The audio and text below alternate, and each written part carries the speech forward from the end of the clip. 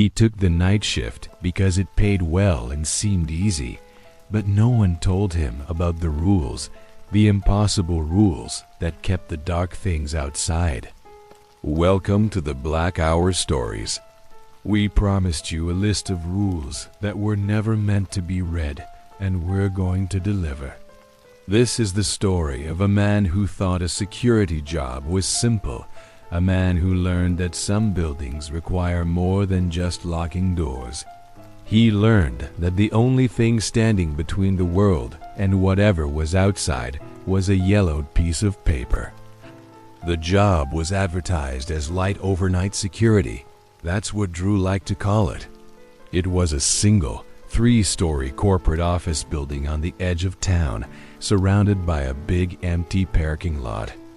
He just had to sit at the desk from midnight to 8 a.m., check the doors twice, and keep the coffee hot. Easy money. He had done it for 3 weeks without seeing a single soul, not even the cleaning crew. On the 23rd night, Drew was bored. He started going through the drawers of the main reception desk, just looking for old office supplies. In the very back of the bottom drawer, under a stack of dusty training manuals, he found a folded piece of paper. It wasn't standard office paper. It was thick and felt like canvas, and it was yellowed like it had been sitting there for 30 years. He unfolded it. Across the top, written in neat, tight handwriting, was the title, Midnight Protocol. It wasn't the protocol he had been trained on. This was different. He scanned the numbers. There were 22 rules listed, and they made no sense. Rule 3 said, the main lobby light must never dip below 700 lumens. Rule 9 said, a bowl of water must be placed beneath the elevator shaft at 1:15 a.m. sharp. And Rule 14 stated, the reflection of the 3rd floor window is not the 3rd floor window. Do not acknowledge it. Drew laughed to himself. It had to be a prank left by some former security guard to mess with the new guy. He crumpled the paper up and tossed it toward the trash can, but he missed. It landed next to the can, perfectly flat, as if someone had uncrumpled it on the way down. That was the first strange thing. He bent down to pick it up, but when his hand was inches away, a sharp, cold wind hit him from nowhere. The draft smelled intensely like burnt iron and wet earth. He looked up, checking the main entrance doors, but they were shut tight. The heat was usually cranked in here. Now, his breath fogged in front of him. He picked up the paper quickly. He didn't toss it this time. He smoothed it out on the desk, feeling a sudden chill travel up his arms. He realized the fluorescent light over his head seemed to be flickering, making the whole room pulse slightly. He had never noticed that before. Drew suddenly remembered Rule 3. The main lobby light must never dip below 700 lumens. He had no idea what a lumen was, but the light was clearly dying. He hit the ceiling panel with a broom handle, and the light flared brightly again, then held steady. As soon as it held, the burnt iron smell vanished. He swallowed hard. Maybe it wasn't a joke. He picked up his standard issue walkie-talkie. He was supposed to check in with the central office every hour, but he knew they would just tell him the building was old. He put the walkie-talkie down. He was on his own in the middle of a dark, empty business park. He read the list again, now taking it seriously. He looked at Rule 11. The basement access door must be kept secured with at least one foreign object of personal value. Drew glanced down at his wrist. He had an old, battered watch his grandfather gave him. He took it off. He grabbed his flashlight and headed to the basement door. The door was a heavy steel slab, painted gray. He slid his grandfather's watch into the locking bolt mechanism, jamming it so the bolt couldn't be slid back easily. As the metal scraped, he heard a sound from directly beneath his feet. It was a slow, heavy drag, like a sack full of stones being pulled across concrete, deep below the floor. The sound stopped exactly when the watch settled into the lock. He stood there, holding his breath, waiting for the sound to start again, but there was only silence. He went back to the front desk faster than before. He checked the time, 2:45 a.m. The rules were like a tight schedule. Rule 19. Do not allow the temperature in the main corridor to drop below 60 degrees after 3 a.m. He checked the thermostat, 65 degrees. Okay, he was safe for now. But Rule 14 kept sticking in his mind. The reflection of the third floor window is not the third floor window. Do not acknowledge it. The reception area faced the wall, but there was a large, polished brass plaque on the wall with the company logo. In the reflection of that plaque, he could clearly see the windows on the third floor. He knew he shouldn't look, but his eyes kept drifting. He saw the usual dark squares of glass reflecting the faint streetlights outside. Then, in the middle window of the third floor, a tiny flicker of movement appeared. It looked like a shadow moving very fast. He pulled his eyes away, focusing on his hands. When he looked back at the brass plaque, the reflection in the third floor window was still. But the glass in the reflection looked different. It looked wet. That was the turning point. He felt the cold air rush in again, stronger this time. Drew knew he had broken Rule 14 just by looking twice. The penalty was coming. He went straight to the main desk and looked down the hallway. The lights, which he had just fixed, were starting to strobe now, making the corridor seem to jump and shake. He ran back to the desk, grabbing the paper. He saw that Rule 4, which he hadn't noticed before, was suddenly underlined in red ink. Never allow the air to remain still for more than 3 minutes. The silence was deafening, the air was heavy, and the cold was biting. He needed sound, he needed movement. He turned on the radio, but all he got was static, loud and grating. He started running back and forth, jumping slightly, trying to stir the air. He heard the doors open upstairs. Not the sound of an alarm, but the sound of heavy wooden doors being pushed inward, one after another, echoing through the empty halls. Whatever had been waiting for him to break Rule 14 was now moving down from the third floor. He looked around wildly. He saw Rule 21. The final alarm is silence. The static on the radio suddenly cut out. Complete silence returned, heavy and absolute. The temperature dropped instantly. Drew felt like he had been dropped into a pool of ice water. He knew the final alarm had sounded. He scrambled under the reception desk, looking for a way out, but there was nowhere to go. He huddled in the dark space beneath the counter, his heart hammering against his ribs. He looked at the last rule on the paper, the one that must have been a last resort. Rule 22. If the silence comes, the last offense is stillness. Do not move, do not breathe loudly, do not make yourself visible above the desk line. Drew froze. He held his breath until his lungs burned. He could hear it, now a wet, dragging sound coming down the stairs, slow and steady, mixing with a low, wet sucking noise. The smell of burnt iron returned, so strong it tasted metallic on his tongue. The dragging stopped right in front of the reception desk. Drew could see the floorboards just inches from his face. A shadow fell over the desk, tall and impossibly thin, blocking the flickering emergency light. He could hear a sound like someone slowly chewing wet cotton right above his head. Then, a single elongated finger, black and slick with moisture, tapped lightly on the polished brass plaque. Tap. The finger moved away. The shadow did not. Drew kept his eyes fixed on the floorboards, obeying Rule 22 perfectly. He didn't move. He didn't even dare to blink. The chewing sound continued above him, occasionally mixed with a low, wet whisper that seemed to be testing the syllables of his name. D-R-E.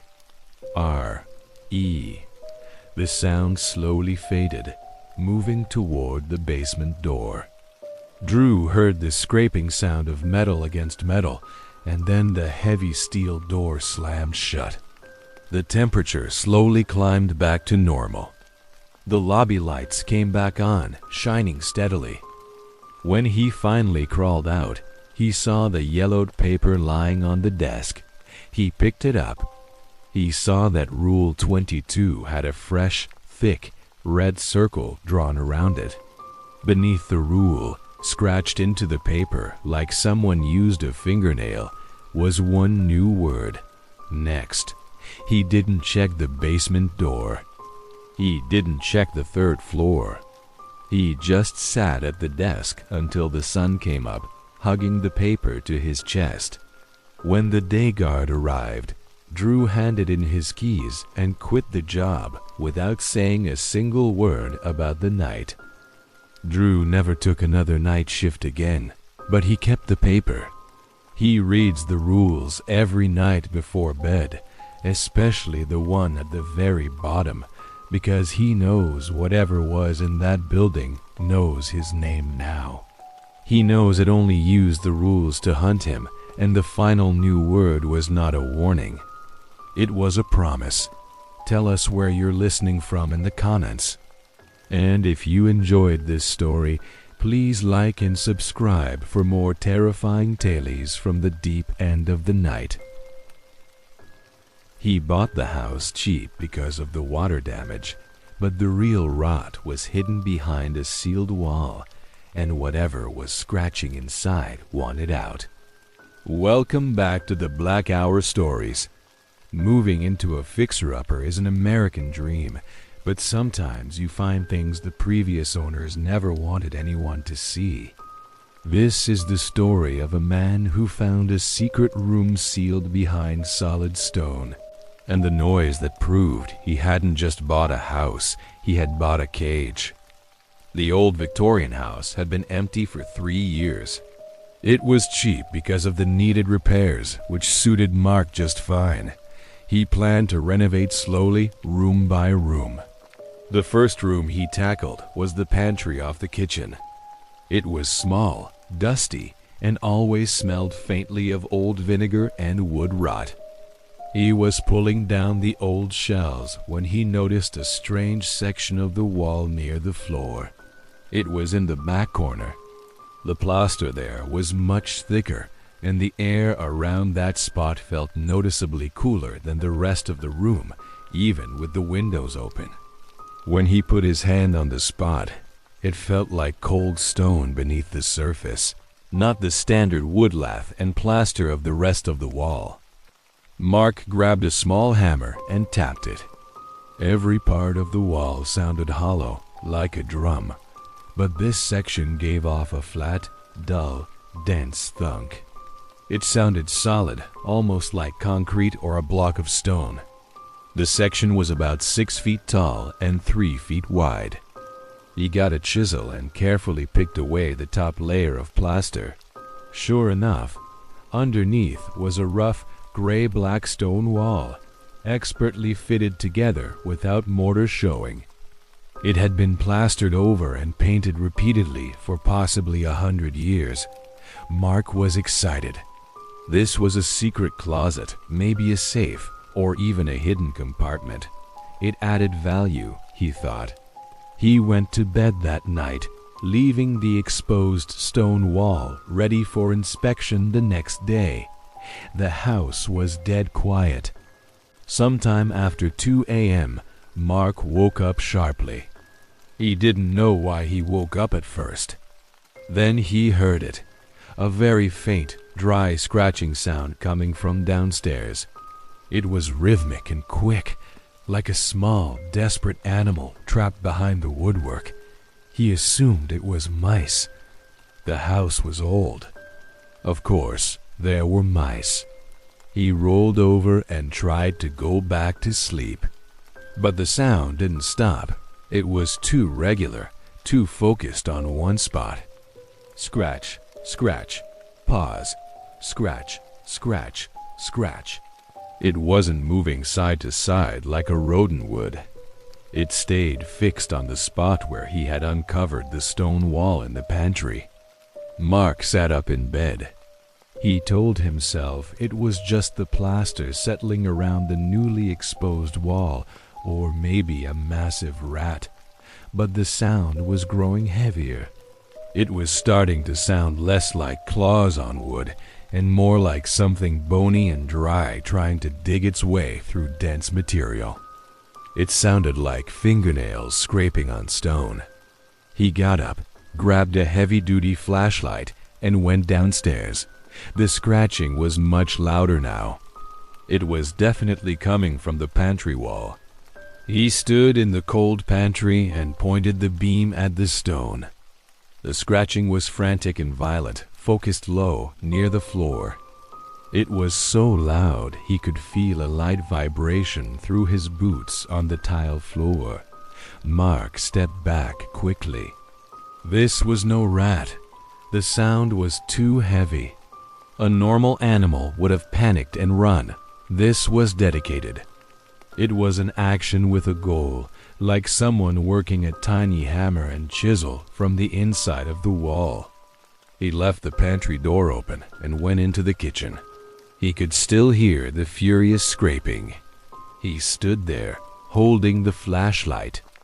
The noise stopped suddenly, as if the thing inside knew he was standing there, listening.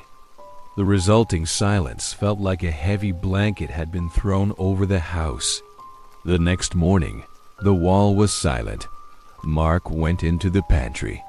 He looked at the base of the stone wall where the scratching had been centered. There was a small pile of debris on the floor. It wasn't wood dust, and it wasn't mouse droppings. It was a fine, gray, oily dust mixed with tiny, hard, grayish-white fragments that looked like dried mortar or maybe bone chips.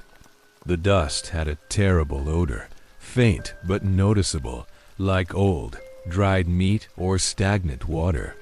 Mark swept it up and threw it away. He decided to hire a professional mason to chip away the rest of the plaster and see what was behind the stone. He didn't want to break through it himself anymore. He spent the whole day working in other rooms, but by late afternoon, the scratching had started again. This time, it was louder, almost rhythmic, like a desperate drum beat. Thick scratching. He tried turning on the radio, blasting music, but the scratching simply increased its volume to match the music, a low, constant counterpoint. He had to get closer. He walked back to the pantry. He saw a few more piles of the gray dust and bone chips on the floor, larger than the morning's pile. The thing was working quickly. He shone the flashlight over the stone wall. Near the bottom, where the scratching was happening, he noticed a tiny hairline crack about 6 inches long. The repeated clawing had started to open the seal. He moved the beam to the crack and lowered his head. As he did, the scratching stopped instantly. Total silence. He pressed his ear close to the cold stone wall, trying to hear breathing or movement. Nothing. It was waiting for him. He reached up and gently placed his fingers on the crack. The air that came out was intensely cold, colder than the surrounding stone, and carried that terrible, bitter smell. He felt a light, almost imperceptible suction, like the air inside was trying to pull the outside air in. Then, from the darkness of the crack, something tiny, pointed, and very hard jabbed out and grazed his fingertip. Mark yelled and pulled his hand back, stumbling away from the wall. The sound of the frantic scratching immediately returned, 3 times as loud as before, but now there was a sound of low, wet snuffling mixed in with the noise. He looked at his finger. There was no blood, but a small, neat puncture mark just under the nail.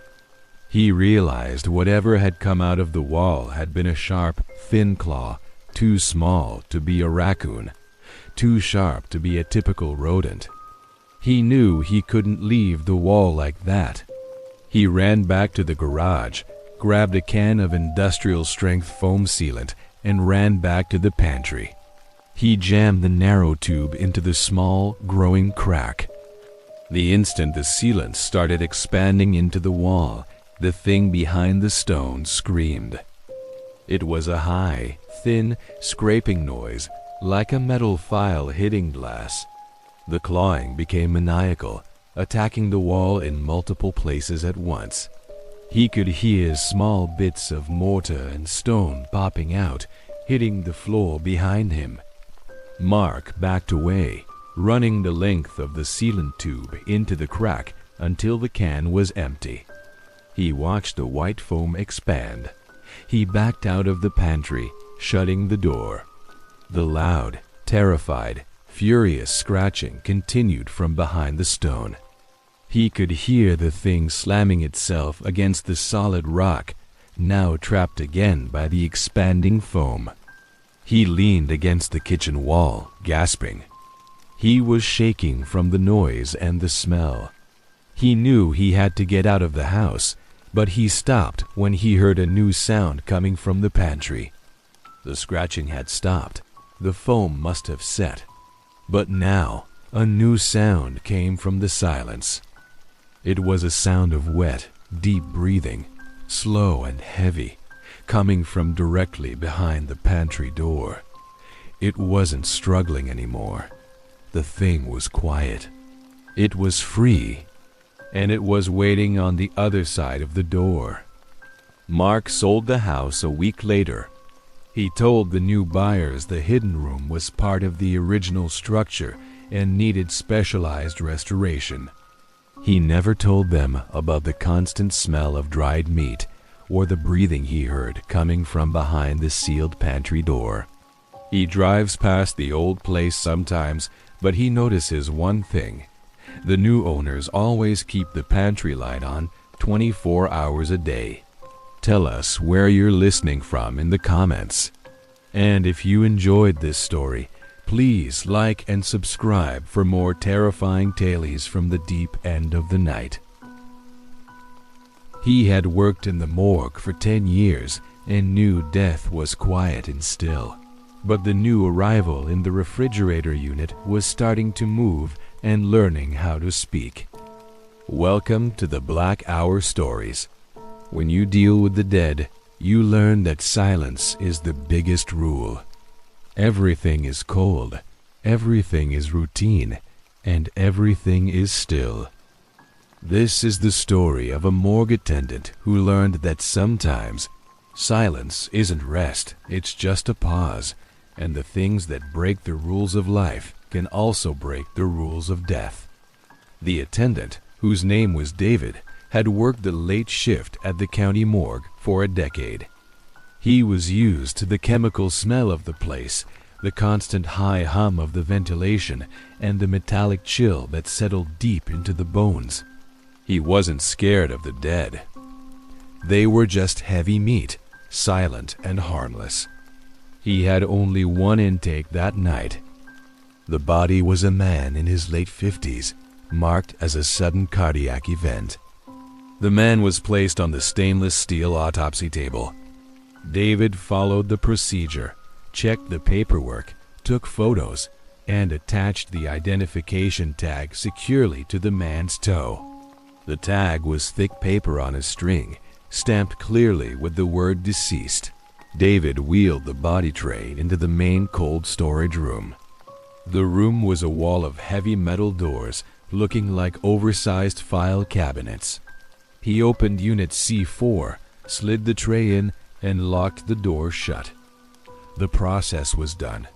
Now he just had to sit in his office, fill out charts, and wait for the sun to come up. A little after 1 a.m., the quiet started to feel wrong. The high hum of the ventilation seemed to be cycling strangely, dipping down into a deep groan every few minutes, then roaring back up. The air was colder than usual, even for the morgue. David rubbed his hands together and stared at the clock. Then he heard something from the cold storage room.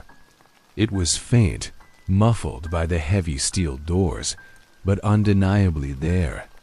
It sounded like a wet cough, followed by a light scraping sound. David told himself it was the refrigerator unit settling, or maybe ice breaking off the cooling coils. But the sound was repeated, clearer this time, a distinct wet catch of breath. He knew where the body was, C4.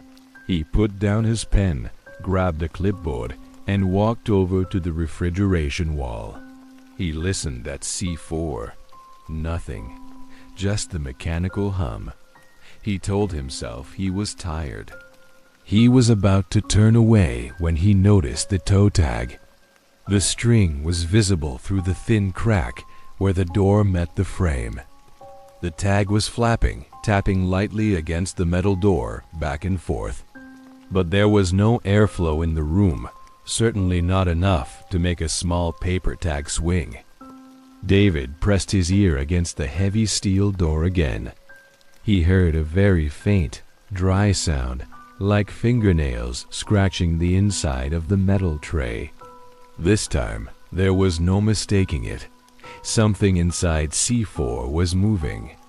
He had two choices: walk away and pretend he hadn't heard anything, or check the body.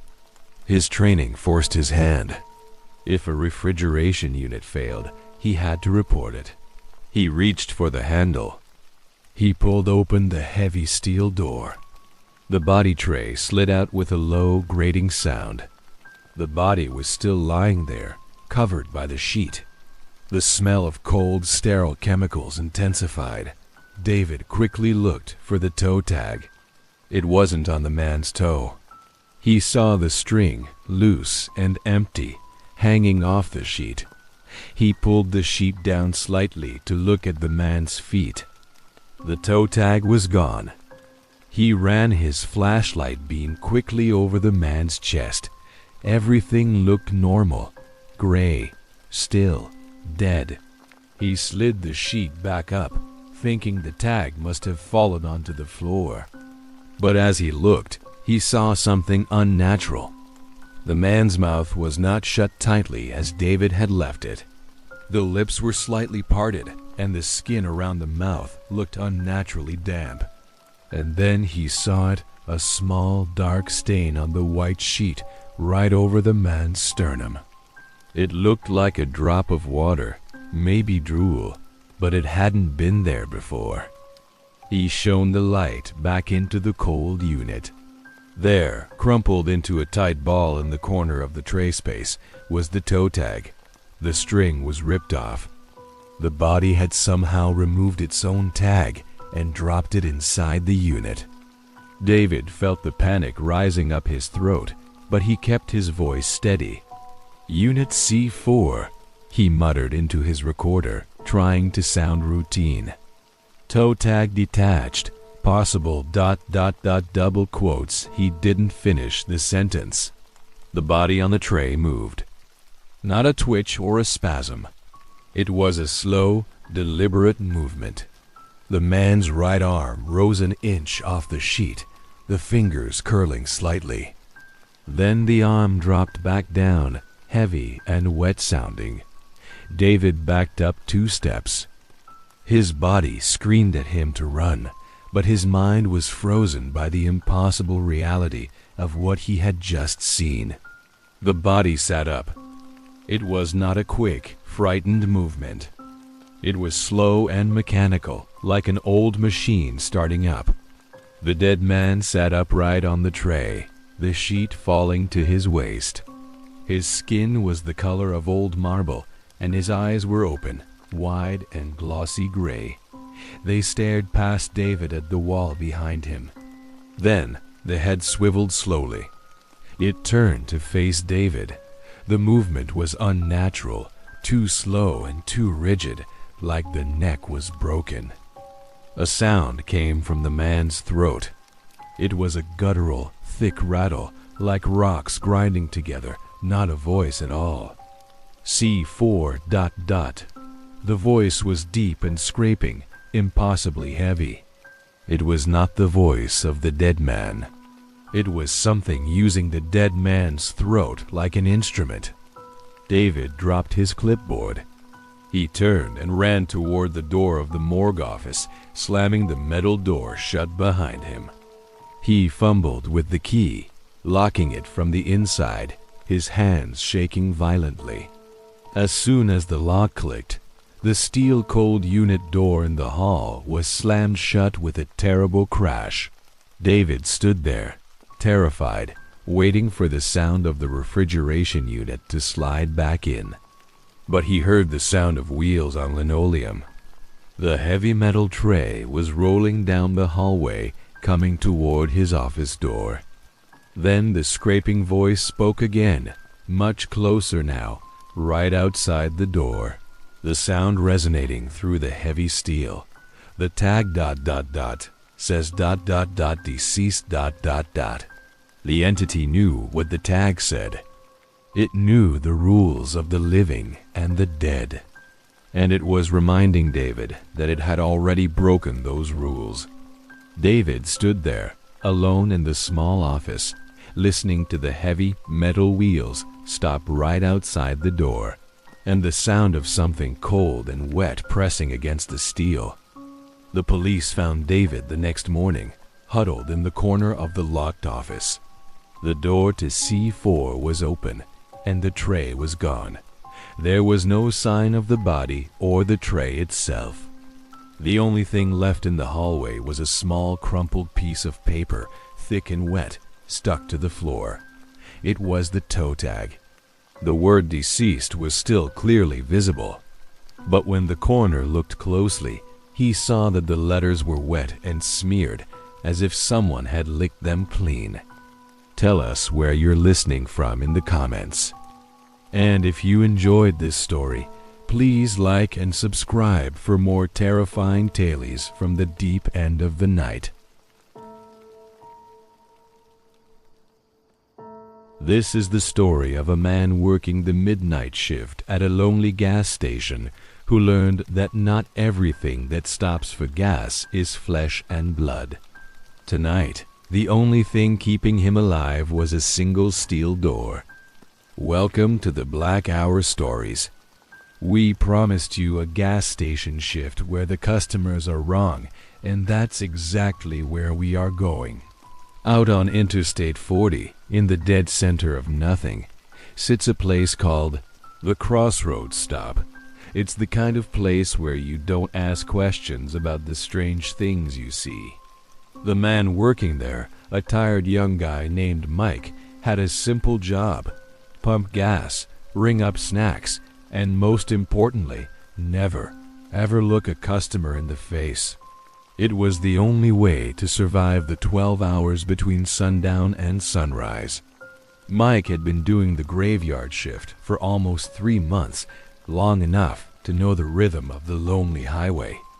It wasn't the hours that wore him down, it was the quiet.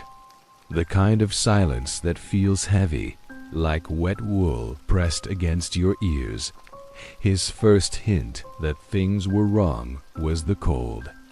It was summer, 90 degrees all day, but when the sun dipped, the temperature inside the store dropped 30 degrees in a heartbeat, chilling the old coffee and making the fluorescent lights flicker weakly. He always felt it right before the first strange vehicle pulled up. The bell above the door chimed, but no car was heard stopping outside. This was the first test of the night. Mike stood perfectly still behind the counter, staring at the screen of the cash register. He could smell the stale, coppery scent of the highway dust coming in with the customer. He knew better than to look up, better than to make eye contact. The creature shuffled past a display of candy bars. It moved like someone wearing boots filled with sand, dragging itself slowly. It stopped in front of the counter, and a hand, long and thin like a bird's claw, thumped a single wrinkled dollar bill onto the counter. Mike forced himself to look only at the money. The dollar bill was damp and smelled like creek water and old, rotten leaves. He knew he had to accept it. He punched the number for the cheapest water bottle, made change, and placed the bottle and change back on the counter. The claw hand picked them up, making no sound as it left the store. Mike didn't breathe again until the bell chimed the departure. This was how they tested him. Sometimes they came in groups. A battered, rust-colored pickup truck pulled up, but the headlights were too bright, shining with a weird yellow color that hurt Mike's eyes even through the tinted windows. 3 figures stepped out. They were all wearing dusty overalls and cheap baseball caps pulled low, but their shoulders seemed too wide for the clothes, and their movements were quick and jerky, like puppets with loose strings. They didn't buy anything. They walked directly to the back cooler, stood staring at the drinks for 5 minutes without picking anything up, and then walked back out. When they left, Mike went to check the cooler. The air around the soda cans was unnaturally cold, and the glass door was fogged with a layer of thick frost, even though the store air conditioner was struggling to keep up with the heat outside. On the bottom shelf, where the bottled water sat, there were 3 tiny mounds of dark, black earth. They smelled like a freshly dug grave. Mike grabbed a paper towel and wiped them away, forcing himself not to think about what the figures were actually made of. The night had just begun. Around 3 in the morning, the shift always got worse. This was the hour the highway patrol never drove through, and the hour when the things that hated the sun felt safe enough to linger. Mike was sweeping up a spill when he heard a noise from outside the storage room door at the back. It wasn't the noise of a truck or a person. It was a scratching sound, dry and insistent, like chalk scraping a blackboard, only much closer. The storage door was thick metal, meant to keep out thieves, but Mike knew it wasn't built for this. He backed away slowly. The scratching stopped, and then came a sound that froze the blood in his veins. A soft, gentle tapping, 3 quick taps, then 2 slow ones. It was the exact signal his little sister used to tap on his bedroom door when she was scared and wanted to sneak into his room when they were kids. Mike gripped the broom handle so tightly his knuckles turned white. He knew his sister was 3 states away. He knew what was outside. It was mimicking her to make him feel safe enough to open the door. He waited, counting the seconds. The tapping returned, louder and sharper this time, followed by a low, desperate plea that sounded exactly like his sister's voice. "Mikey, please. It's so cold out here. Please let me in." He took 2 steps toward the door before catching himself. The air in the store was ice cold, but his palms were slick with sweat. He repeated the rule in his mind. Whatever calls your name, whatever begs, never open the door. That wasn't her voice. The gentle coaxing stopped. It was replaced by a guttural, wet snarl, a sound that no living throat should have made. The scratching returned, frantic and violent this time, followed by the awful metallic clank of something heavy slamming against the steel door. The force made the whole frame shudder, and a thin line of rusty red liquid began to seep slowly from the bottom seam of the door. The smell that followed was overwhelming, like 100 deer carcasses left in the sun for weeks. It made Mike gag, tears springing to his eyes. He didn't run. He couldn't. He just stood there, using the thick counter as a shield, watching the red fluid spread across the linoleum floor. He could hear the sound of the entity breathing heavily on the other side of the door, a ragged, wet noise, like water sloshing in a broken barrel. The thing didn't try to pretend anymore. It just waited, pressing its awful weight against the door, trying to force it open with silence and pressure. Mike had to hold onto the counter to keep his knees from buckling. Every part of him screamed to run out the front, but the front door was glass, and the sun was still hours away. The only safety was holding the line. The waiting was the worst. It felt like an eternity passed with only the sound of that terrible breathing to mark the time. Then, finally, he heard it. A faint, high-pitched chirping sound outside. It was the first sign of dawn. The breathing on the other side of the door hitched, and then, with a sound like tearing leather, it was gone. The smell of decay vanished instantly, replaced by the faint, comforting scent of ozone from the cooling fluorescent lights. Mike looked down. The rusty liquid was gone, too, leaving only a dark, greasy stain on the floor. He stayed behind the counter until the first real car, an old beat-up minivan driven by a tired commuter, pulled up to the pump at 6:01 a.m. When he finally went to inspect the storage door, he saw deep, jagged gouges etched into the thick steel, cuts too neat to be claw marks. More like something shaped like a human head had melted the metal away. Mike quit that job a week later, but he never forgot the feeling of that awful weight pressed against the door, trying to lure him out with a friendly face. He learned that some places don't just sell gas, they trap things, and they wait. The things that walk the darkness are smarter than we think, and they know exactly what song to sing to make you drop your guard. Tell us where you're listening from in the comments. If you've ever had a job where the customers didn't look quite right, please let us know by liking this video and subscribing for more Black Hour stories. This is the story of a man who moved to an old farm only to discover the guardian in the cornfield was moving closer while he slept, and that the boundaries of the field were also the boundaries of his life. Welcome back to the Black Hour Stories. We promised you a terrible scarecrow and a terrifying truth about where it stood, and the chill you feel right now is the confirmation. The man in this story, Jerry, thought he bought a nice piece of farmland far away from the noise. He was wrong. He didn't buy a farm. He bought a prison guarded by something made of old cloth and straw, something that hates being seen. When Jerry first drove up to the old farm, the quiet was the first thing he noticed.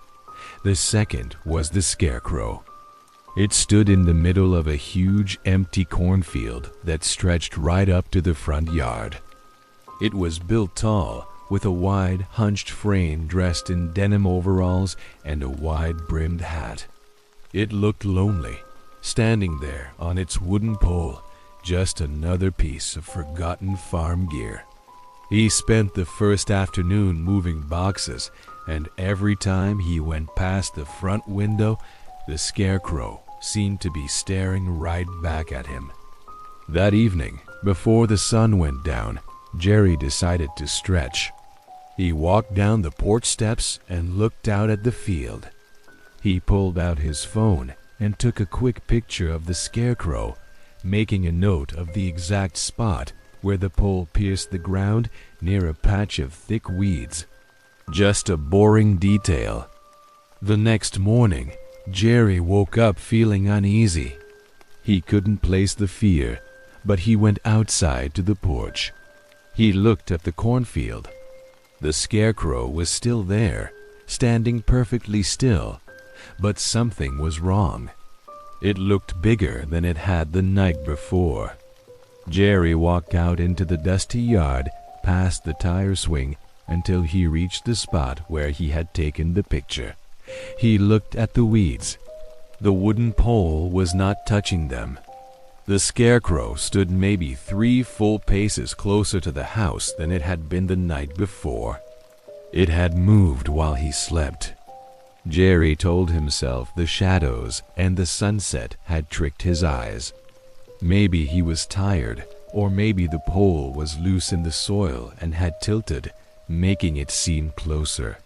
To prove it, he got a long piece of bright orange chalk and drew a wide, clear line in the dirt parallel to the porch. He made a notch on the fence post, marking where the scarecrow stood in line with it. He went inside and locked the door. That second night was silent, but the quiet was meaner now. Jerry kept waking up, looking out through the curtains, expecting to see the scarecrow marching across the field. But it never moved when he watched. When the sun finally rose, throwing long shadows across the dew-wet field, Jerry rushed outside. The orange chalk line was clear and unbroken. The fence post notch was still there, and the scarecrow was standing right over the chalk line, 6 feet closer to the house. The pole was plunged deeply into the ground, completely stable. It wasn't tilting. It was walking. The realization hit him like a physical blow. This wasn't just a spooky yard ornament. It was a thing, and it was getting closer. He didn't waste another moment. He threw clothes and his laptop into his car, grabbed his keys, and decided to just drive until he hit the next town. He figured he could abandon the farm and call the whole thing a nightmare. He pulled out of the long winding driveway and onto the main dirt road. He drove for 10 minutes, his foot heavy on the gas pedal. He rounded a tight curve lined with dense trees, and then he stopped. In front of him was his own driveway. The car was facing the exact way he had just come. The winding road had looped back on itself. He tried again, taking the side roads this time, turning right, then left, then right again. No matter which way he turned, the GPS on his phone stayed fixed on the location of the farm, and within minutes, he was always back on the road that led to the rusted mailbox and the overgrown driveway. The fear was cold and sharp in his chest. Jerry realized the truth. The property wasn't just the farm. The farm was the entire world, and the cornfield was the only boundary. He couldn't leave. This small, isolated spot was the cursed town the scarecrow was meant to guard. He was trapped by the harvest. He drove the car back to the porch and sat there, frozen, staring at the field. The scarecrow was closer still, easily visible now from the kitchen. It looked somehow thicker, the straw stuffing bulging oddly under the cheap denim. The wide hat hid its head in shadow, but he could see that the burlap sack that made up its face was smooth, with no holes for eyes or a mouth. Just a tight, blank surface. He spent the third night watching it. He heard dry, brittle whispers coming from the corn stalks. It wasn't the sound of the wind. It sounded like 1,000 tiny voices saying the same word over and over. Stay. He tried to cover his ears, but the sound was everywhere, pressing in from the field. By dawn, Jerry was still awake, slumped on the couch. He didn't need to check the chalk line this time. The scarecrow was right there. It was standing on the little strip of cracked asphalt beside the front porch, the wooden pole leaning against the house siding just outside the living room window. He could have reached out and touched its damp, stiff clothes. He realized then that it didn't move fast because it didn't need to. It had all the time in the world because he wasn't going anywhere. He was its final, permanent resident. Jerry never left that house. His car sits rusting by the porch, and the scarecrow still stands guard. The whispers continue, but now, some people say, if you drive past that field in the deepest part of the night, you can see a second smaller scarecrow standing beside the first one, dressed in dusty old overalls. Tell us where you're listening from in the comments. We have one more story to tell you tonight, so like this video and subscribe for the final tale. When you're stranded on a dark highway, any ride seems like a gift until you realize the driver who stopped to help you has been dead for 20 years and his truck is traveling on its own. Welcome to the Black Hour Stories, where we finish our night with a classic tale of a terrible favor. This is the story of a man who broke down 50 miles from the nearest town and accepted a ride from a silent trucker. The hitchhiker learned quickly that the man in the cab wasn't driving the truck. The truck was simply moving, and it had been doing so for decades, taking its dead driver along for the haul. John had been standing on the shoulder of Interstate 80 for nearly 2 hours. His old sedan had chosen the most remote stretch of highway to overheat and die. The sun had set quickly, leaving the world a dark, cold place lit only by the occasional high beams that flashed past, never slowing down. The air was getting heavy with that wet, ozone smell that means rain is coming, and John felt completely hopeless. Then he heard it. The deep, rattling roar of a semi-truck slowing down. It was a massive machine, a classic blue cab with perfectly polished chrome. It looked brand new, somehow too clean for the road. The truck eased to a stop 20 feet ahead of him. The air brakes hissed, sending a cloud of steam into the night air. The passenger side door swung open. The driver was a big man, filling the doorway. He was wearing a heavy blue jacket and a dark baseball cap pulled low. He didn't look at John. He just nodded once, a slow, stiff movement of his head, and waited. John didn't care who he was. He just wanted out of the cold.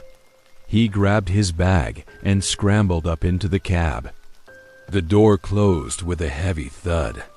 The engine immediately roared back to life, and the truck pulled smoothly onto the highway. The cab was massive, but inside, the air was intensely cold, smelling faintly of diesel fuel and damp earth. John tried to make conversation, thanking the driver and explaining his broken-down car. The driver kept his eyes fixed on the road, not saying a word, his hands gripping the wheel tightly. John tried again.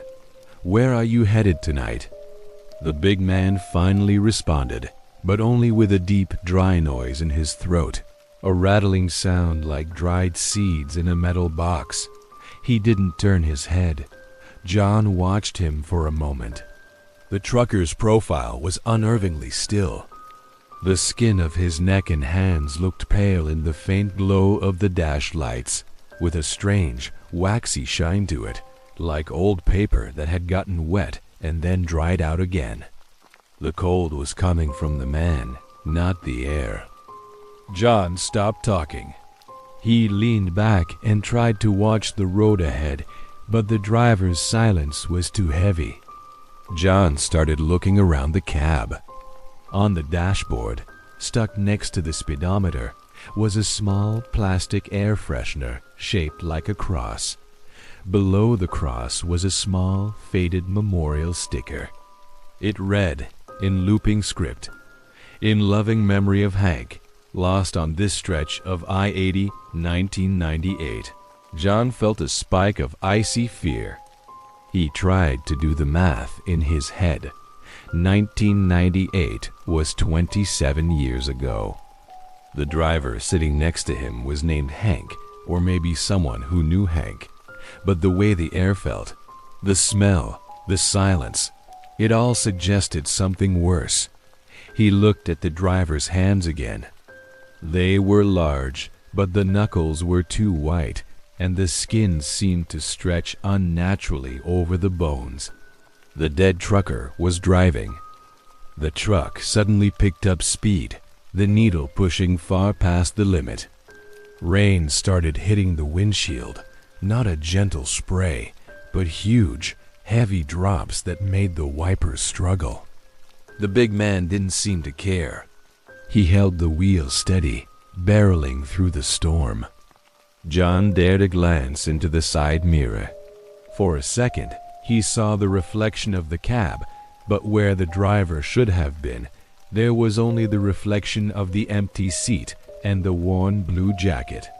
The reflection was gone the moment he looked directly. The terror became unbearable. John knew he had to get out. He couldn't speak. His mouth was too dry. He reached out and touched the driver's arm to get his attention.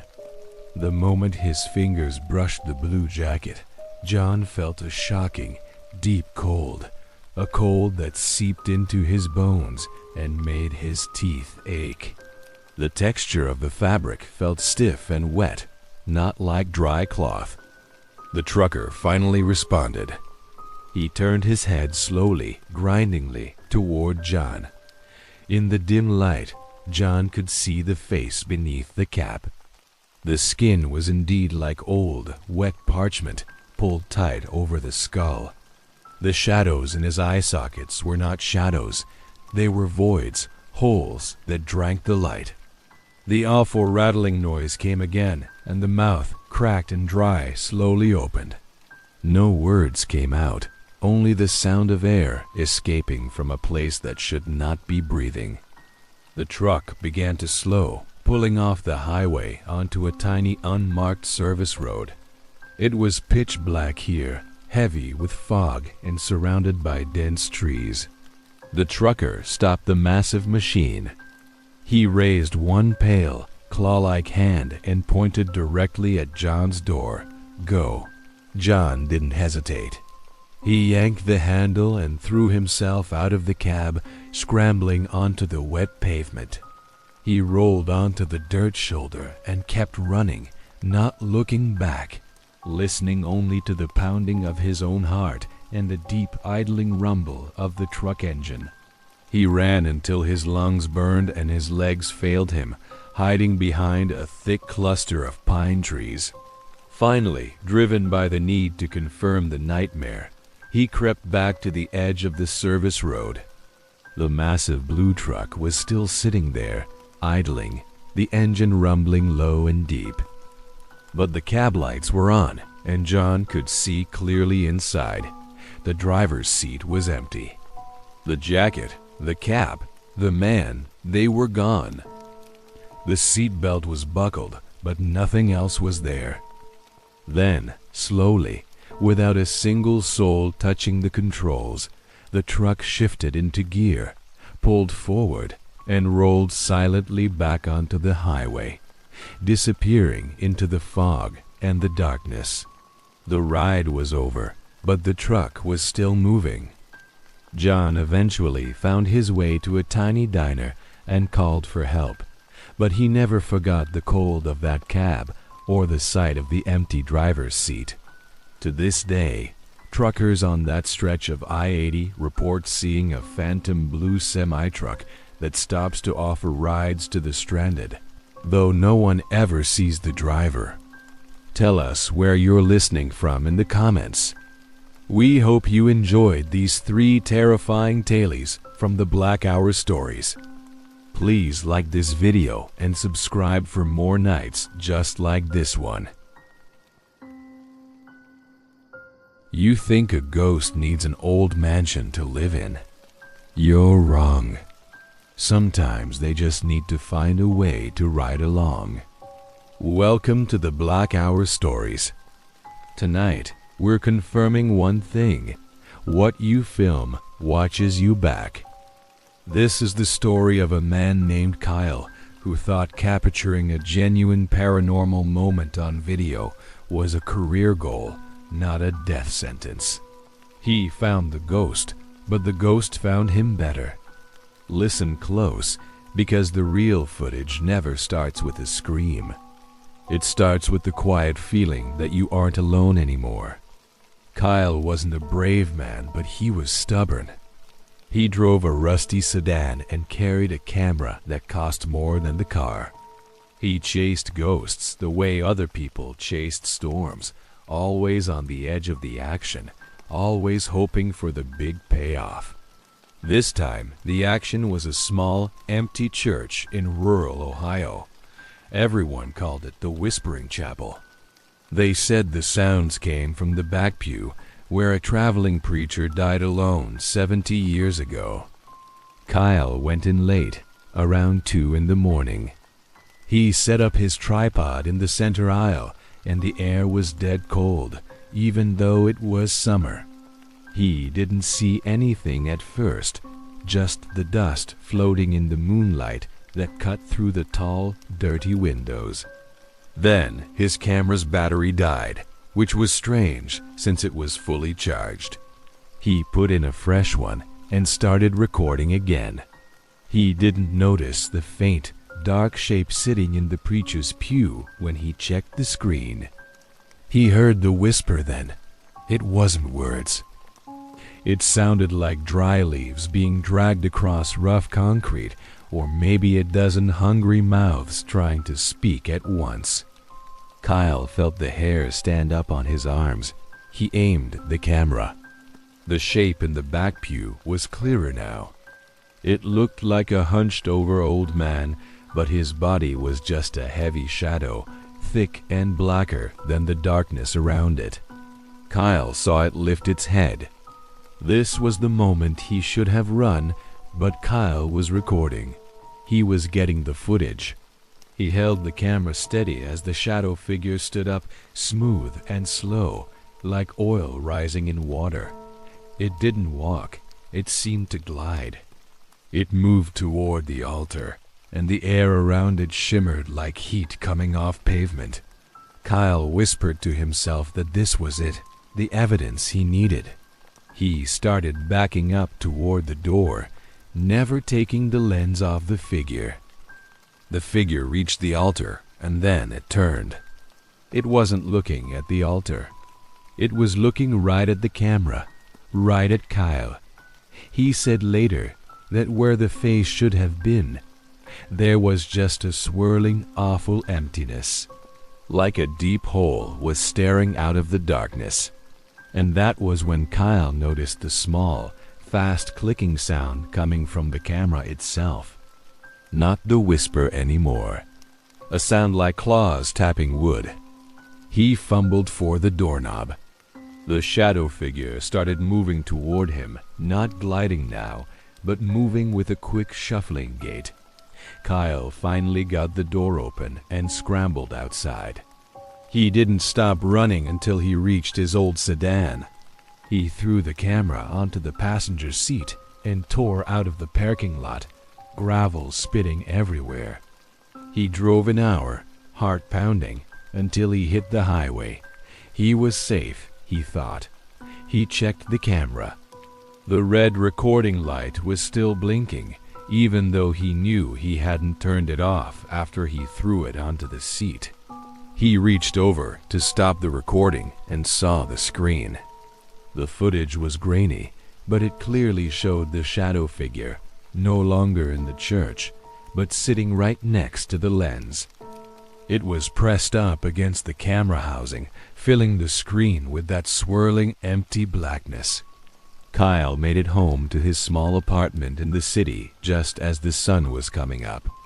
He locked the door and pulled the blinds shut. He had the footage.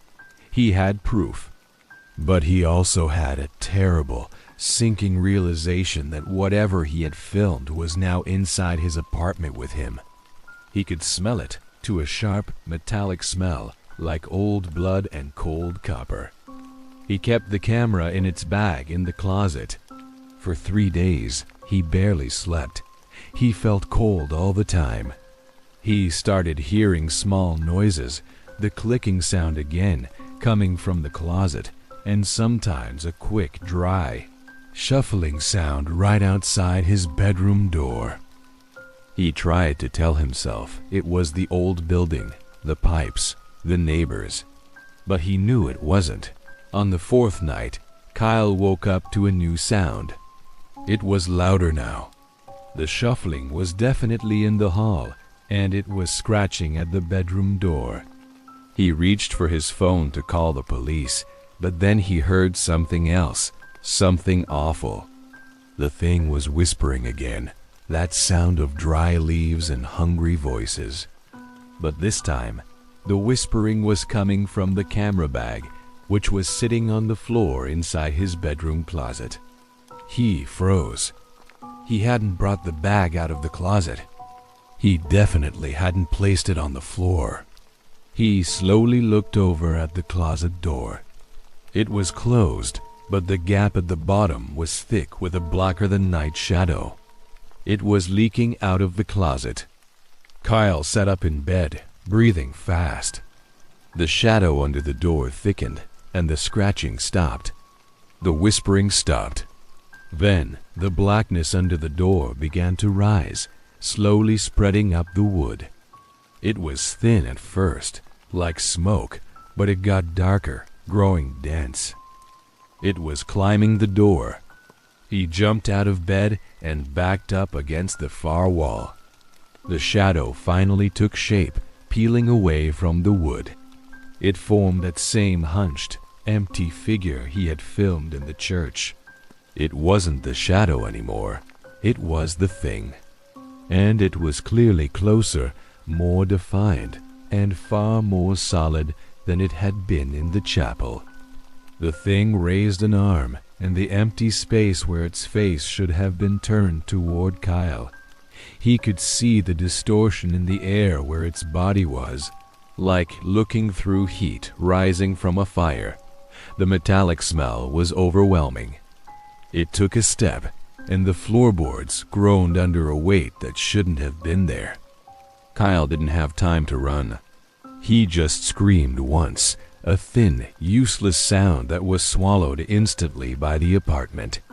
The last thing he saw, the very last thing, was the empty place where the thing's face was located rushing toward him. The last thing he heard was that dry, awful whisper finally becoming one single clear word right in his ear. Mine. The police found the apartment empty. No forced entry, no signs of a struggle. The only thing out of place was the professional camera, sitting upright on the bed, still running. They played the memory card. The last few seconds showed the dark, grainy image of the bedroom ceiling, then just a sudden, all-consuming blackness, accompanied by a quick, sharp clicking sound and that low, hungry whisper. And then, static. That's the end of Kyle's footage. Whatever Kyle recorded, it didn't just want the church. It wanted him. And once the lens found the ghost found the lens. It got a free ride home. Tell us where you're listening from in the comments. And if you like stories where the evidence is the curse, hit the like button and subscribe for more Black Hour terror. Imagine a world where the glass shows everything but you. This is the story of the old Miller place, a house that stole a little piece of everyone who looked into its antique glass. Welcome back to the Black Hour Stories. Tonight, we're looking at a place that plays tricks on the eyes and the mind. The Miller house was built in 1890, and it was famous for two things: its size and the fact that every mirror inside was said to be haunted. But the haunting wasn't a shadow or a face. It was an absence, a complete, terrifying lack of a reflection. Sarah and Ben bought the Miller house for a steal. It was huge, full of dark wood and original fixtures. The previous owners left everything behind, especially the antique furniture. This included every single mirror in the house. There were tall, ornate mirrors in the hallways, small, silver-backed ones on the dressing tables, and even a massive floor-to-ceiling mirror set into the wall of the master bedroom. They were all beautiful, but they felt cold, even on a sunny day. Right away, Sarah noticed the reflection issue. She walked past the hall mirror and didn't see herself. She stopped, looked back, and saw the wallpaper, the antique coat rack, and the dim light fixture. But no Sarah. Ben thought she was tired. He walked past it and joked, "See? No ghost." But when he looked, the reflection showed the coat rack, the wallpaper, but no Ben. Just the empty space where he stood. They tried another mirror, then another. The same thing happened every time. The antique glass showed the room perfectly, down to the dust motes, but it never showed their living bodies. They saw the door behind them, the curtains, the furniture, but never their faces or figures. They realized this wasn't just a quirk of the light. Something was wrong. They called a glass specialist, who said the mirrors were just very old silver-backed pieces. He found nothing unusual about the material itself. They started covering the mirrors with sheets and blankets. The house instantly felt better, less cold. But they still had to live there. One afternoon, Ben was in the dining room, pulling a sheet over a long, narrow mirror. As he draped the cloth, he saw a quick, unsettling movement in the glass. It wasn't him. It was a person, thin and pale, standing right where he was, but wearing clothes from maybe 100 years ago. And then it vanished as the sheet covered it. He dropped the sheet and pulled it off, fast. The mirror showed the empty dining room. No Ben, no pale figure. He told Sarah. She was already terrified. She admitted she had looked into the master bedroom mirror earlier just to check. It was their faces that were missing. But this time, she saw a slight, blurry movement in the glass where her reflection should have been. It looked like a person in the background, far away, watching. But there was no one in the room behind her. The fear started to change their bodies. They stopped feeling like themselves. Sarah started forgetting simple words, and Ben couldn't hold a complete thought.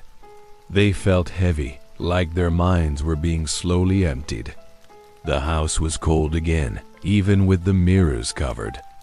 One morning, Sarah went into the kitchen and paused by the small, wall-mounted mirror above the sink. The sheet had somehow fallen off. She felt drawn to it. She stared into the glass. It showed the sunlit kitchen, the counters, the stove. And then she saw it, not her reflection, but a faint silvery vapor clinging to the surface of the glass like a residue. As she watched, the vapor began to swirl and condense. It wasn't a body. It was just energy, but it felt focused, like a predator was gathering its strength. She heard a low humming sound coming from the glass. It sounded like a slow, deep breath being taken. She felt a sudden sharp tug, a physical sensation, as if something invisible had reached into her chest and pulled. She screamed and stumbled back, holding her chest.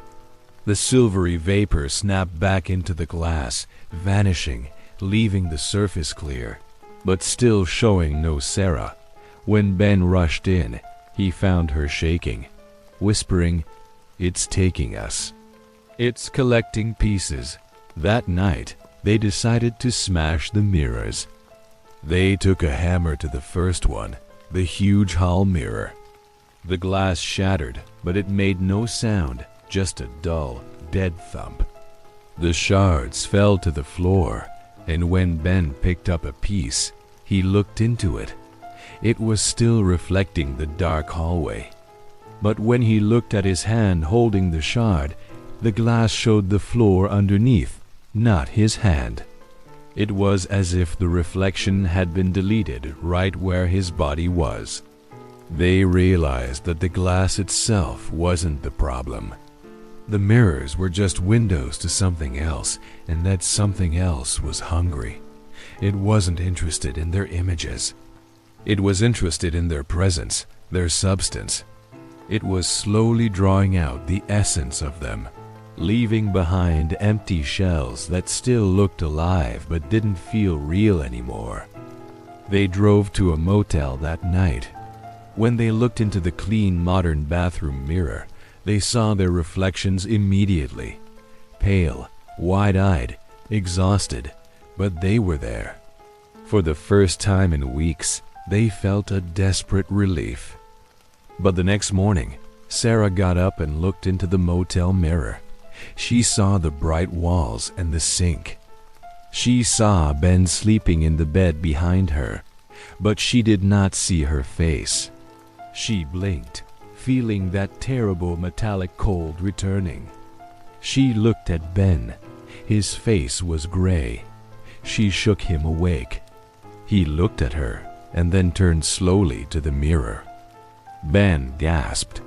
He saw her reflection for a second, a thin gray outline, and then it flickered and disappeared. Then he looked at the mirror and saw the room. He saw Sarah standing there. But he did not see himself. The curse had followed them. The house didn't need the glass to work. It just needed to start the process. They had seen the pale figure in the glass, and now they were becoming the pale figures, leaving their substance behind in the Miller house. They looked at each other, their faces disappearing one by one in the motel room mirror, and they knew they were lost. They were just shadows riding along in their car, driving away from the house. But the house had already taken the part of them that mattered most. It wasn't a shadow or a phantom they had seen. It was the stolen reflection of someone who had already paid the price. And that house, the Miller place, will keep showing the empty rooms until it is completely finished with its victims. Tell us where you're listening from in the comments. And if you like stories where the curse follows you home, hit the like button and subscribe for more Black Hour Terror. Every family has its secrets, but for the Hendersons, the secret was buried right next to the grandparents, and it wasn't the dead that cared. Welcome back to the Black Hour Stories. We've all seen the old family cemetery plots, those rows of peaceful stone markers. But tonight, we're talking about the one grave that has no name, no dates, and no stone. This is the story of the Henderson family, who learned that sometimes the forgotten dead are the ones who want to be remembered the most. The Henderson family plot was in the oldest part of the county cemetery. It was a neat little square with 5 headstones, all gray marble, placed in 2 rows. David Henderson, a history teacher, went there every Sunday to clean up the ivy and leave fresh flowers. It was a habit he learned from his father. One Sunday, he noticed something new. Right outside the perfectly marked Henderson boundary, touching the corner post of his grandmother's plot, was a fresh mound of earth. It was clearly a new grave, but there was no marker, no temporary wooden cross, and no sign of recent funeral activity. It was just a bare, strangely large hill of dark soil. David asked the groundskeeper, an old man named Walt. Walt just shrugged, which was his answer for everything. "New dirt," he said. "Happens all the time." David didn't like the answer. This wasn't just new dirt. It was a fresh, unmarked grave right beside his dead family. He tried to find the paperwork for the plot, but the records showed nothing bought or sold near his family's spot for 20 years. He felt a deep sense of wrongness about it. It was like a trespass. He went back a week later. The dirt mound was still there, but now a low, wet smell had started to rise from it. It was thick and sour, like rotten metal and stagnant water. David noticed that the grass around the mound had turned brown and stiff, even though it was a damp, rainy week. The smell started to bother him badly. It wasn't just at the cemetery. Sometimes he'd smell it late at night in his own house while lying in bed. It would start faint, then grow stronger until it filled his bedroom. He would open the window, but the air outside was clean. The smell was only in his room, and it smelled exactly like the unmarked grave. Then came the static. It started on his old radio. David liked to listen to old baseball games on the AM dial. But lately, when he tuned in, the signal would suddenly drop out, replaced by a thick, heavy hiss of static. It wasn't normal white noise. This static was deep and unsettling, and sometimes he felt like he could almost hear something underneath it, a quick, dry whisper, or maybe a distant dragging sound. He bought a new radio. The same thing happened. He'd be listening to music or news, and the signal was gone, replaced by the heavy static and the faint sounds buried in it. One night, the static started up, and David noticed his reflection in the dark glass of the radio display. His face was gray, tired, and he realized he hadn't slept well since seeing that mound of earth. He called his sister, Lisa, who lived an hour away. He told her about the grave and the static. She laughed at him, told him he was obsessing over dirt. But later that night, she called him back, sounding scared. She had been listening to her own favorite podcast when her phone suddenly started screaming static. It wasn't her signal. It was the same thick, deep noise David described, and she swore she heard a dry, heavy thud sound right behind the wall next to her bed. They both realized that whatever was in the unmarked grave was reaching out. It didn't have a voice or a body or a headstone. It was using the closest thing it could find to transmit its presence: electronic static and the smell of the earth it was forced into. It was using the airwaves to broadcast its desperate, silent presence. David returned to the cemetery. It was raining hard. He stood over the dirt mound, pulling his jacket tight. He felt a desperate cold radiating off the soil, chilling him to the bone. He pulled out his phone, trying to record the atmosphere. He heard the telltale hiss as the static flooded his phone's audio recorder. He listened back instantly. The recording was almost all static, but then he heard it. The dry, quick whisper that he had heard faintly through the radio was loud and clear. It wasn't words. It was a single, sustained sound, like a horrible, thin cry of rage and desperate hunger. And then there was a scraping sound, as if something heavy and sharp was being dragged across a stone surface. David backed away slowly, looking down at the unmarked grave. He realized that something was trying to dig itself out. He saw a slight, shuddering movement in the wet soil of the mound. It was shifting, rising, like something underneath was pushing up. He ran back to his car, but when he drove away, he looked in the rearview mirror and saw a smear of heavy, dark soil across the glass. Not on the outside, on the inside. It was dirt that smelled sour and wet, sticking to the mirror like wet paint. He quickly wiped it off, panicked. When he got home, the static was everywhere. The TV, the kitchen clock, even the lamp in the corner, everything was humming with a low, deep electrical noise. The air was heavy with the metallic, sour smell of the grave. The sounds under the static were louder now, not whispers, but a rapid rhythmic scratch, scratch, scratch. It sounded like fingernails against bone. David knew he was out of time. He raced back to the cemetery, grabbing a bag of concrete mix he kept in the garage for repairs. He had to stop the thing from getting out. When he reached the plot, the dark soil mound was cracked wide open. The smell was overpowering. The scratching was loud and fast. He scrambled to mix the concrete with rainwater and started pouring the thick, wet mixture directly onto the grave, packing the hole. As he worked, the static grew into a deafening roar.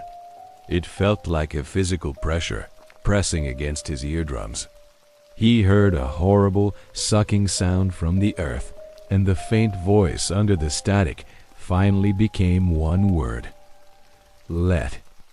He packed the last of the cement into the soil and backed away. The static died instantly. The sour smell vanished. Silence. David stood there, drenched in sweat and rain, listening to the absolute quiet of the cemetery. He had sealed the thing back into its unmarked prison. But the silence didn't last. When he returned home, exhausted, he went to his bedroom. His old radio, the one he thought was off, was glowing with a pale, sickly light. The speaker was whispering, but not with static. It was his sister, Lisa.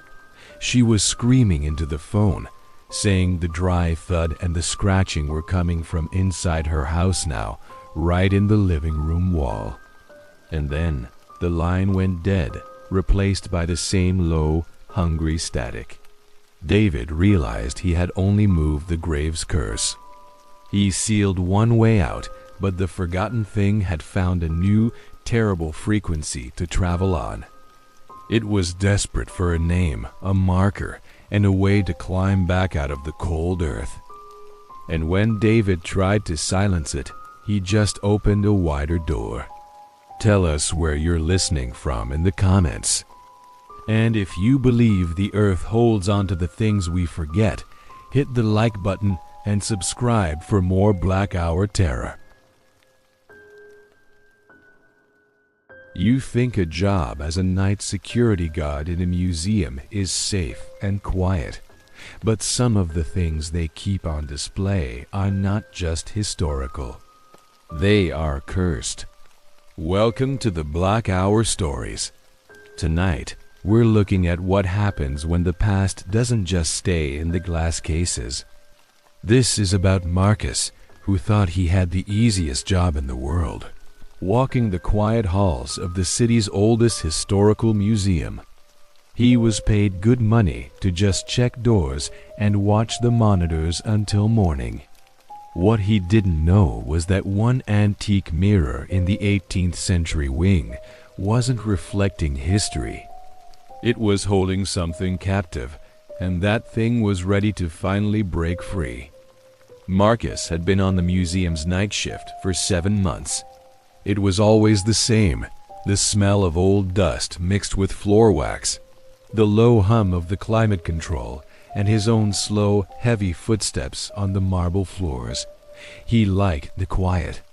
He liked that nothing ever happened.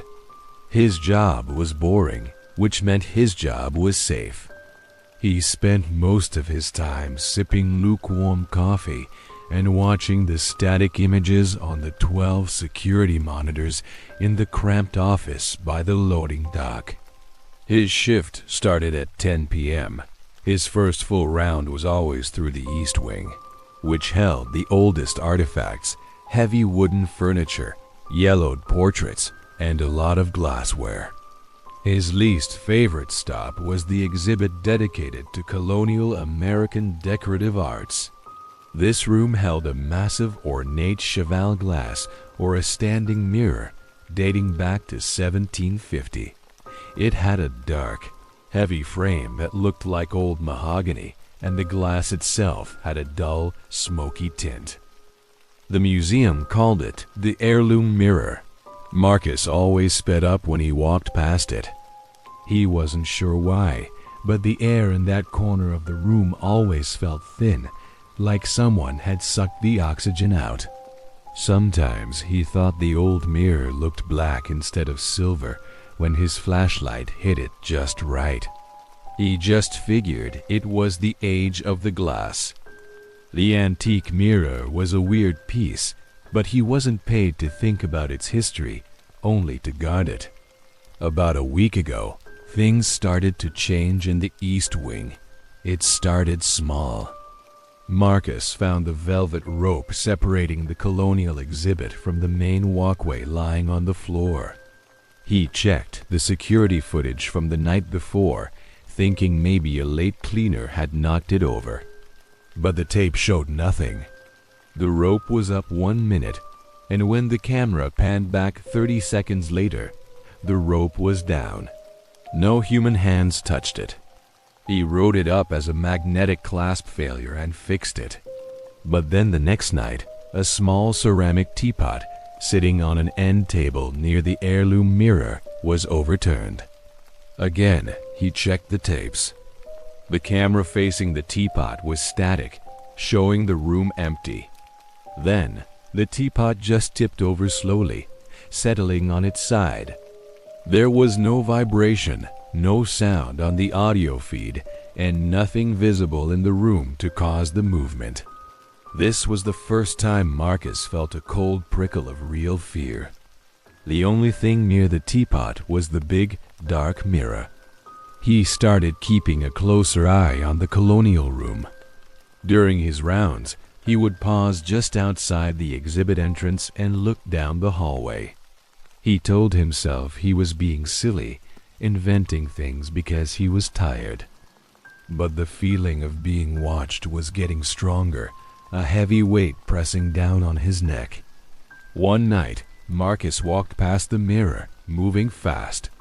As he looked quickly into the dark glass, he saw his own reflection, but for a split second, it wasn't right. His reflection didn't have his weary face. It was something older, thinner, and with eyes that seemed too big and too black for a human head. It was gone before he could really process it, replaced instantly by his normal tired reflection. But the image stuck in his mind like a bad smell. He stopped breathing for a moment. He spun around, shining his powerful flashlight directly at the mirror. Nothing, just old, dull glass reflecting the empty hallway and his own shaking hand. The blood rushed in his ears. This was not a rope falling or a cup tipping over. This was something specific and terrible, and it was using his eyes to show itself. Marcus went straight back to the security office. He sat down and pulled up the camera feed for the East Wing, specifically the one that showed the area with the mirror. It was a fixed camera that didn't move. He rewound the tape to the exact time he had passed the mirror. He watched himself walk quickly down the hallway, glance into the mirror, and jerk to a stop. On the screen, Marcus's reflection looked perfectly normal, just a guy with a flashlight. But Marcus knew what he had seen. He zoomed in on the playback and slowed it down frame by frame. When he reached the frame where he had seen the other face, he froze. His reflection looked normal, but behind his reflection, where the empty hallway should have been, there was a faint, dark smudge. It looked like a shadow pressed against the back of the glass, long and skinny, like someone standing right behind the mirror itself. He had seen the shadow, and that shadow had shown him its face instead of his. He felt sick to his stomach. He was paid to watch the tape, but now the tape was watching him. The next few shifts were torture. Marcus started changing his routes, avoiding the east wing altogether. He claimed the motion sensors in that area were malfunctioning, a lie he felt guilty about, but his fear was bigger than his guilt. The problem was, the mirror was fixed in that wing. It was not supposed to move, but the threat it represented was starting to bleed out into the rest of the museum. One night, he was doing a patrol in the modern art wing, the safest, brightest area. He was walking across a wide expanse of polished black granite floor. The floor was so shiny, it acted like a dark mirror. As he walked, he looked down, seeing his reflection clearly in the slick, dark stone. But then he saw it. His reflection was there, but the shadow he had seen in the mirror was also there, standing right behind his reflected body, only inches away. It was a tall, skeletal shape, hunched over, with arms that seemed too long. It had no face, just a deeper, starless void where its head should be. It wasn't his shadow. It was reflecting the shadow that the mirror held. Marcus screamed, a raw, choked sound that echoed painfully off the steel and glass walls of the modern wing. He jumped back, stumbling over his own feet. He looked up, checking the empty hall. He looked down at the floor again. Only his own shadow was there now, faint and normal under the overhead lights. But the fear was real. The thing knew where he was, and it didn't need the antique glass to find him. Any reflective surface would do. He spent the next hour in the utility closet, shaking. He had to prove he wasn't losing his mind. He had to capture it on tape. He grabbed a handheld digital camera, one they used for documenting damage, and headed back toward the east wing. He was going to use the antique mirror to trap the entity on film. He was going to catch it red-handed or black-shadowed or whatever it was. He set the digital camera on a tripod facing the heirloom mirror, making sure the angle also captured a wide, polished marble slab on the opposite wall. The slab would act as a second, farther reflection. He started recording. Then he walked out of the room, leaving the camera running. He returned to the security office and pulled up the live feed from the camera he had just set up. The screen showed the dark room, the massive, imposing antique mirror, and the faint shine of the marble slab. Everything was still. Marcus sat back and watched. 10 minutes passed. 20. He was about to give up and retrieve the camera when it happened. He saw a slight ripple in the dark, smoky glass of the heirloom mirror. It wasn't a crack, but a subtle shifting of the surface, like dark water being stirred very gently. Then, the reflection in the mirror began to darken, not from light changing, but from something spreading inside the glass. The shadow he had seen before began to form, not reflecting the room, but appearing to stand inside the space shown in the mirror. It was tall, impossibly thin, and absolutely still. It was just a shape of pure darkness, absorbing all the light around it. Marcus reached for the phone to call his supervisor, but he couldn't move his hand. He was glued to the monitor, watching the impossible truth unfold. The shadow shifted. It didn't turn or walk. It just slid to one side of the mirror until it was touching the wooden frame. Then it looked across the room, past the camera, toward the marble slab. Marcus watched the reflection on the far marble slab, the one across the room. The marble was reflecting the mirror, the camera, and the empty space in between. And then, the reflection on the marble slab showed the shadow entity standing outside the mirror, leaning out from the antique glass and stretching its long, impossibly spindly arms toward the camera. It was physically out of the mirror now, using the marble to reflect its new position in the room. Marcus saw the entity on the live feed, not in the mirror, but in the polished floor right beside the camera stand. The shadow moved like smoke that had become solid.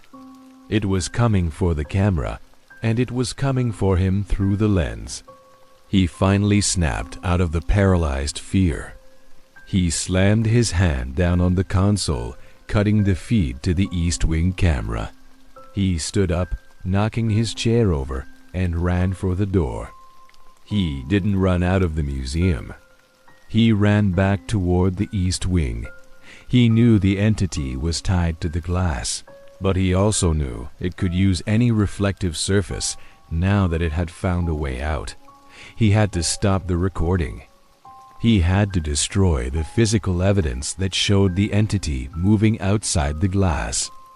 The camera was the only thing that saw it happen, and if the entity could use the reflected image of the tape itself to reach him, he had to destroy it.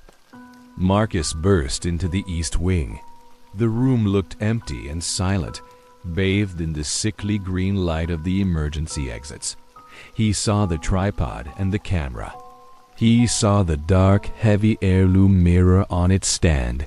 He didn't hesitate.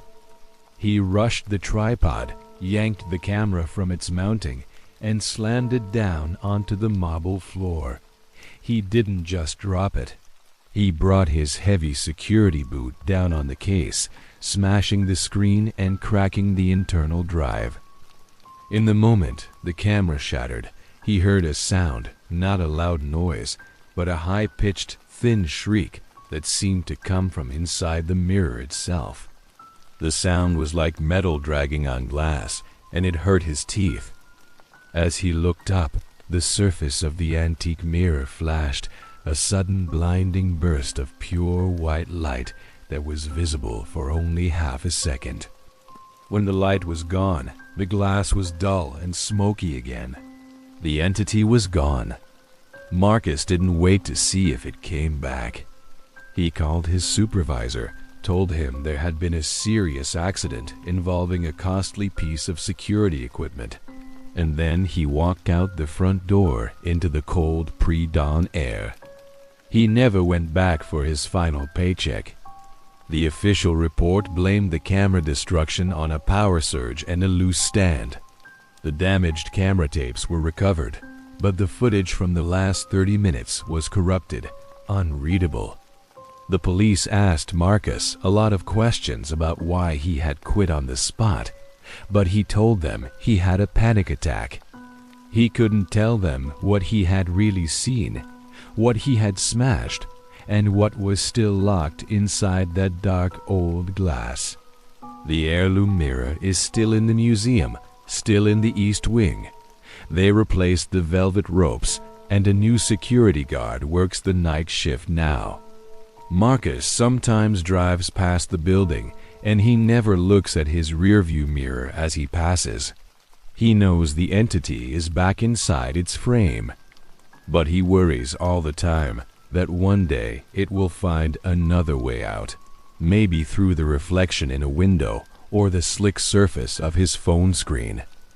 He worries that it saw him looking at it, and now it knows his face. Marcus's sacrifice saved his life, but he's still looking over his shoulder, afraid of what might show up when he glances into any polished surface. The museum is still standing, but that mirror is still there too, waiting for someone new to watch the monitors, waiting for another shift to begin. What happens to the objects that hold terrible things when we lock them away and forget about them? Tell us where you're listening from in the comments. If this story held you close, please like and subscribe for more terrifying true accounts from the Black Hour stories. When you work 911, your job is to save lives. But what happens when the caller is already gone and the voice on the line is still asking for help? Welcome to the Black Hour stories. We all trust that when we dial for help, someone is on the other end, ready to listen. But sometimes the wires connect to places they shouldn't. This is the story of Ryan, a night dispatcher who learned that some connections don't care if you've already died. The dead are calling, and Ryan was the one forced to pick up. Ryan sat in the dark, cool room of the 911 dispatch center. It was 3 in the morning, the quietest part of the shift. The only sounds were the slow tapping of keyboards and the faint, constant white noise of the trunk lines waiting for trouble. Ryan liked the graveyard shift. It was lonely, but the action was usually slow, mostly noise complaints and locked cars. He was sipping his 5th cup of cold coffee when the light on console 3 flashed. It was an incoming 911 call. Ryan straightened up, pressing the headset button. 911. What is your emergency? Ryan asked, his voice calm and professional. There was a long pause. Ryan could hear heavy static and a weird, thin scraping sound on the line, like rough cloth rubbing against metal. Hello? Can you hear me? Ryan repeated, checking his computer-aided dispatch, or CAD, screen. The trace was going through. It showed a rural address about 30 miles north of the city limit. It was an area known for old, abandoned farmhouses. A voice finally came through the static. It was barely a whisper, ragged and dry, like someone trying to speak with a mouthful of sand. It was a man's voice. Help. The voice scraped out. Sir, I need you to speak up. What is your location? What is happening? Ryan typed the preliminary information into the system. The man kept whispering, but the words were unintelligible, muffled by the continuous scratching noise. Ryan could hear a background sound now, to a low, rhythmic drip, drip, drip, like water hitting a stone floor in a deep cavern. Sir, I have traced your location. Help is on the way. Can you tell me your name? Ryan kept his tone steady, trying to pull coherence from the panic. The voice managed to push out a name, David. David Cole. Okay, David. Stay on the line, David. Help is coming to your address right now. Ryan dispatched a unit to the rural address and stayed on the line, listening to the static and the slow, agonizing drip. David Cole didn't speak again.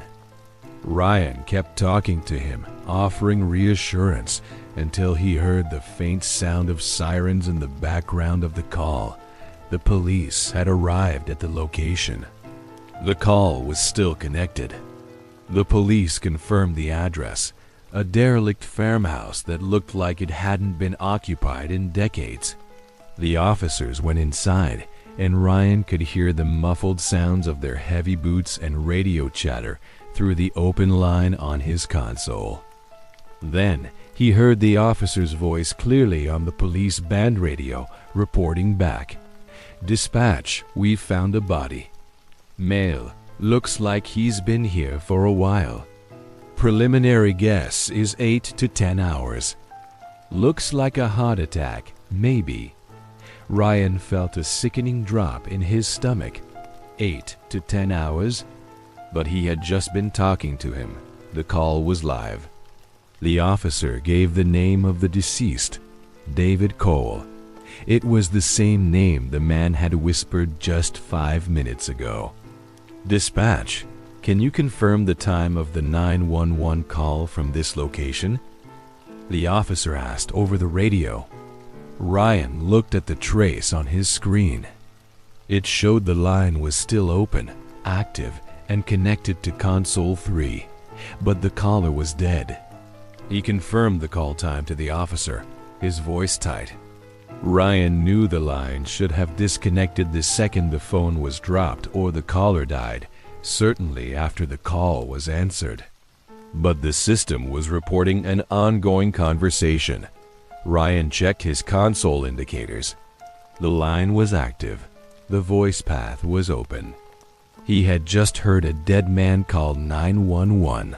He quietly asked his supervisor to monitor the police channel while he dealt with the 911 line. The supervisor, a grizzled man named Frank, looked at Ryan strangely but agreed.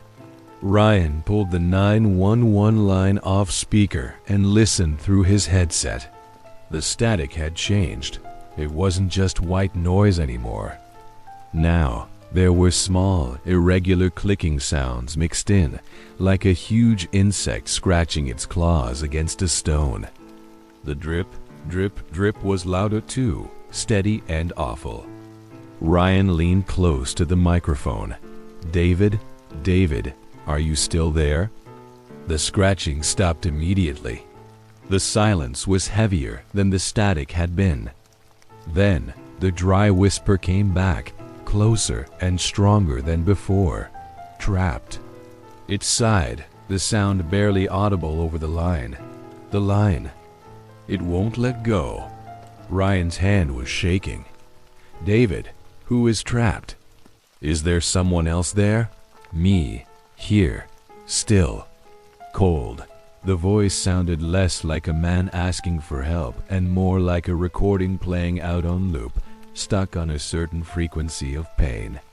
Ryan felt an immediate, sharp drop in the temperature around his console. It was as if a patch of Arctic air had been dumped right onto his workstation. He rubbed his arms, looking nervously at the other dispatchers. They were all focused on their screens, bathed in the blue monitor light.